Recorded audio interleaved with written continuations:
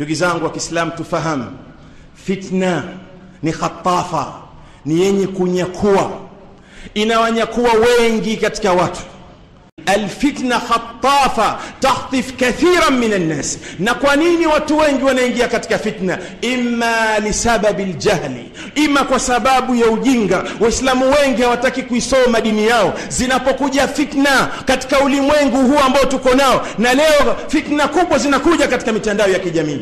Watu wengi wanaizungumza dini katika mitandao ya kijamii, na watu wengi wanaathirika na makomment na taalikati zenye kutiwa katika mitandao ya kijamii. Ikawa watu wana YouTube yao, machaneli yao, wanazungumza mambo ya bid'a, mambo ya khurafati, mambo ya upotevu, mambo ya ahzab, mambo ya vurugu katika miji ya Kiislamu, mambo ya kuchochea uovu na kuvunja amani katika jamii. Na wengi katika watu kipimo chao, nani ka comment vipi, wangapi wamesema hivi na vile.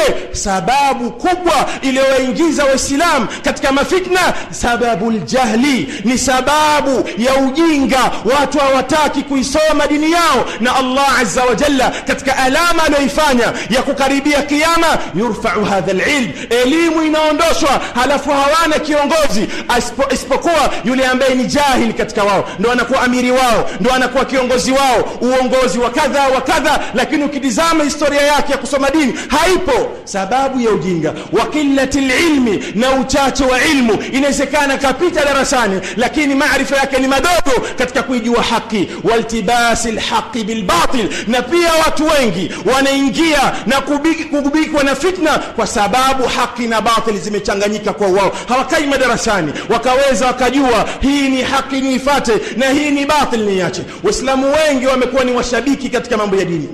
Ndio maana unamkuta mtu leo kawa hivi, kesho kawa vile, leo ahli yake yuko sawa, kesho karejea katika mitandio na mfano wa hayo, kwa sababu ya kuchanganyika haki na batil katika maisha ya Uislamu.